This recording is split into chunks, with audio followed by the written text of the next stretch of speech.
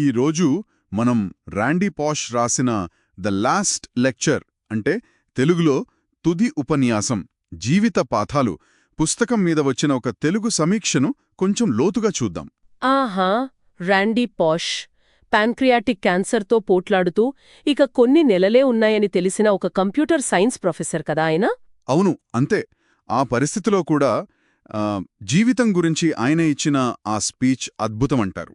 సరే, ఈ సమీక్షలో ఏం చెప్పారో ఒకసారి చూస్తే, ఈ సమీక్షకుడు చెప్పడం ప్రకారం ఇదేదో మామూలు లెక్చర్ కాదంట. అంటే జీవితాన్ని ఎలా ఫేస్ చేయాలి, ఎలా ఆనందంగా ఉండాలి అనేదానికి ఒక గైడ్ లాంటిది అని రాశారు. నిజమే. ఆయన అనుభవాలు నేర్చుకున్న పాఠాలు చాలా సింపుల్గా చెప్పారని కూడా ఉంది కదా సమీక్షలో. ఉంది, చాలా సింపుల్గా. మరియు ఇక్కడ ఇంట్రెస్టింగ్ పాయింట్ ఏమంటే, ఈ సమీక్షకుడు హైలైట్ చేసింది సమయం చాలా తక్కువగా ఉన్నా కూడా ఆ హోప్ని, ఆ పాజిటివ్ దృష్టికోణంతో ఉండటం ఎలా అని. అది చాలా ముఖ్యమన్నారు. అవును, ఆ పాజిటివిటీ విషయం చాలా ఇంపార్టెంట్. అంటే పరిస్థితిని కూడా ఒక ఛాలెంజ్లా తీసుకున్నారాయన కదా. కరెక్ట్. సమీక్షకుడు అదే అన్నారు. ఆయన తీరు అది అసాధారణమని. ఇంకా ముఖ్యంగా ఆ చిన్ననాటి కలలు, వాటిని ఎప్పటికీ మర్చిపోకూడదు, వాటికోసం ట్రై చెయ్యాలి అని. ఆ చిన్ననాటి కలలు స్పెసిఫిక్గా ఏమైనా మెన్షన్ చేశారా సమీక్షకుడు? అంటే ర్యాండీ పాష్ చెప్పిన ఏదైనా అనుభవం గురించి? చెప్పారు. ఆ జీరో గ్రావిటీ అనుభవం గురించి రాశారు. అంటే అదేదో సరదా కథ కాదంట, పెద్ద లక్ష్యాలను కూడా చిన్న చిన్న స్టెప్స్తో ఎలా రీచ్ అవ్వొచ్చో చెప్పే ఒక పాఠంలాగా అనిపించిందంట సమీక్షకుడికి. ఓ, అర్థమైంది. అంటే ఇంపాసిబుల్ అనుకున్నవి కూడా ప్రయత్నిస్తే సాధ్యమే అనే మెసేజ్ ఉందన్నమాట. బహుశా అదే ఆ మెసేజ్ చాలా స్ట్రాంగ్గా ఉంది అని సమీక్షకుడు అభిప్రాయపడ్డారు.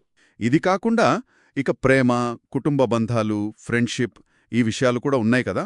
మరి దృఢ సంకల్పం గురించి ఈ పుస్తకంలో వాటి గురించి కూడా ఉందని సమీక్ష చెప్తుంది కదా. అవును, చెప్తోంది.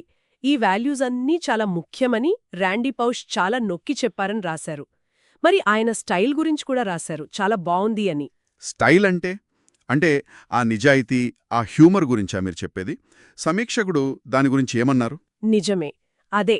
ఆయన చెప్పే విషయాలు ఎంత డీప్గా ఉన్నా వాటిని చాలా హాస్యంగా, నిజాయితీగా, ఏం దాచుకోకుండా చెప్పారంట. ఆ మాటలు చాలా డైరెక్ట్గా ఉంటాయంట. కొన్నిసార్లు ఇమోషనల్గా కూడా ఉంటాయనన్నారా? అవును, అప్పుడప్పుడు కొంచెం భావోద్వేగంగా ఉంటాయి, అది వినేవారి మనసులను హట్టుకుంటాయని కూడా రాశారు. అంటే ఏదో ఉపన్యాసంలా కాకుండా ఒక ఫ్రెండ్ మనతో షేర్ చేసుకుంటున్నట్లు అనిపిస్తోందంట. అంటే కేవలం ఇన్స్పిరేషన్ ఇవ్వడమే కాదు, ప్రాక్టికల్గా కూడా యూజ్ అయ్యే లెసన్స్ ఉన్నాయి అని సమీక్ష అంటుందన్నమాట. కరెక్ట్గా చెప్పారు, అదే పాయింట్.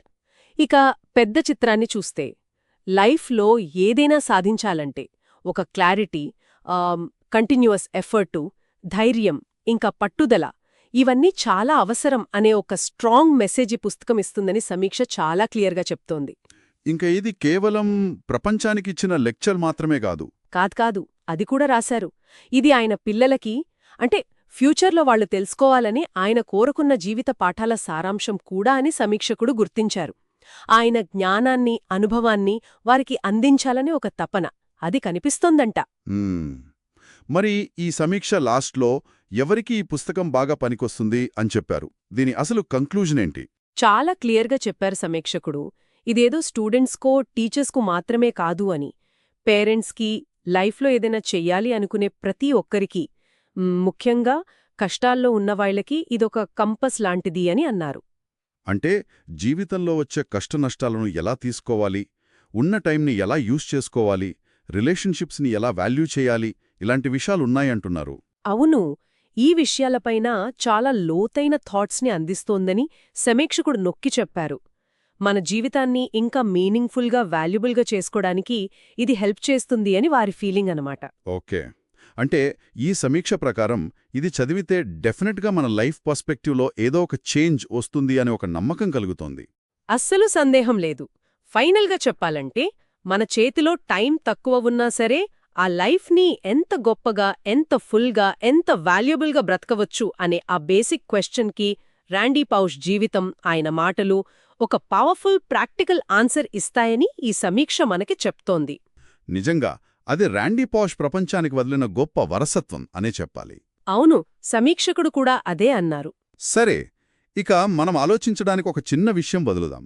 ఒకవేళ మనమే మన లైఫ్లో తుడి ఉపన్యాసం ఇవ్వాల్సి వస్తే, అప్పుడు మనం ఎలాంటి ఇంపార్టెంట్ లెసన్స్ని, ఏ వాల్యుబుల్ మెసేజెస్ని మిగతా వాళ్లతో షేర్ చేసుకోవాలని అనుకుంటాం? ఒక్కసారి